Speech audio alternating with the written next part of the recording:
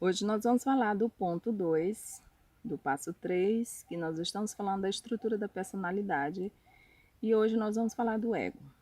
Quem seria o ego?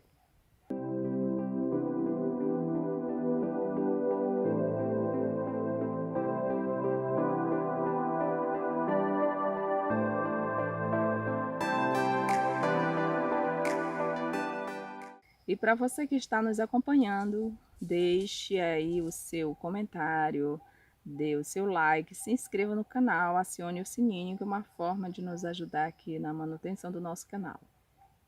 Vamos lá, da personalidade, do que nós podemos falar do ego.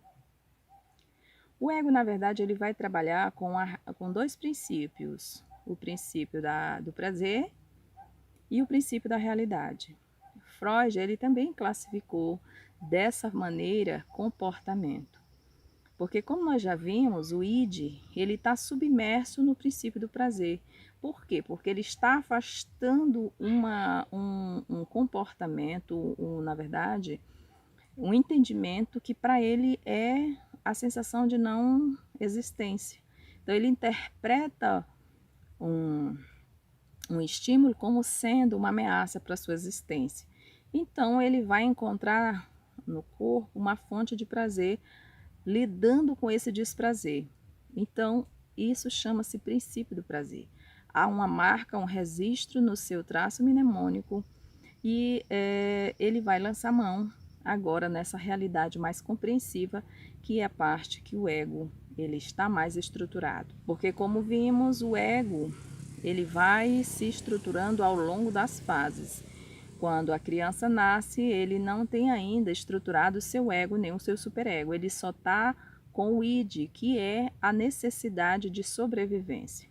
Agora, nessa fase bem mais estruturada, Freud ele já classifica e diz que é a partir aí mais ou menos da fase 4, quando a criança ele está desenvolvendo aí o seu intelecto. Então veja, o princípio do prazer e o princípio da realidade para o ego.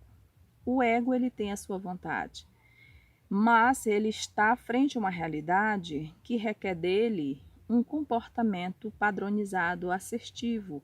Ele não pode sair por aí fazendo o que lhe der, vontade, porque há tolhimentos na sociedade, começando pela família, que tem os seus princípios, tem os seus costumes, tem a sua moralidade, e tem a sociedade que lhe impõe regramento. E aí, quando ele dá essa resposta para a sociedade, tem que ter um prazer. Então veja que dentro dessa realidade, ele também tem aquilo que é o superego, que nós já vamos falar no próximo vídeo. O ego, quando está nesse equilíbrio, nessa mediação daquilo que pode, daquilo que não pode, ele está atendendo a uma demanda. Sempre o ego vai atender uma demanda. Uma demanda que é dele, que nesse caso ele subtém-se que a gente faz tudo com prazer, ou por prazer.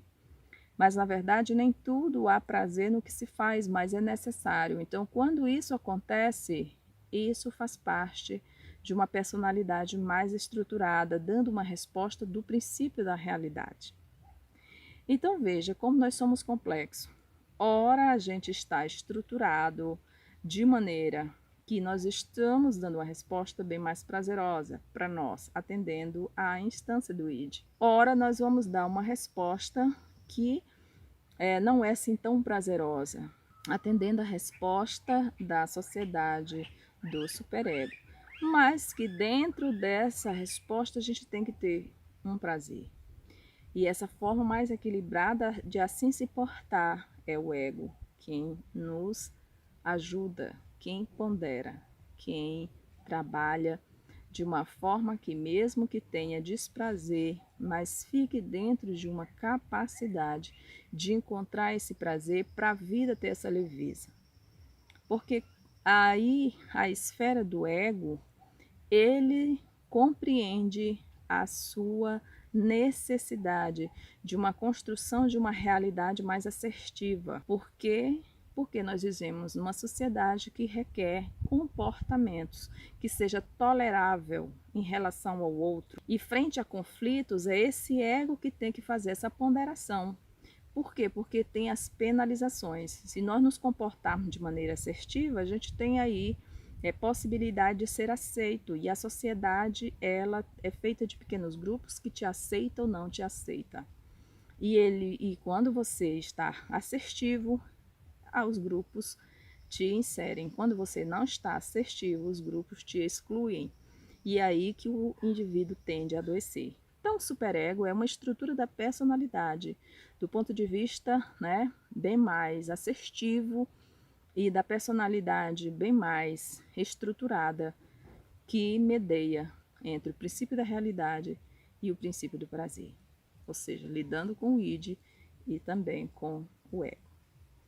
E essa estrutura bem mais forte, bem mais consciente, ele é alcançado, né, aí ao longo das fases, mas principalmente a partir aí da quarta fase, que é a fase da latência. E é isso. No próximo vídeo nós vamos falar, né, do ponto 3, fechando aí o passo terceiro, que nós estamos falando da psique do eu. Vamos falar do superego. Espero que você tenha gostado. São esses vídeos, no caso, esse ponto da estrutura da personalidade, ela tem uma linguagem mais técnica, mas eu coloquei aqui de uma forma que você pudesse entender o que é a estrutura do ego. Até mais.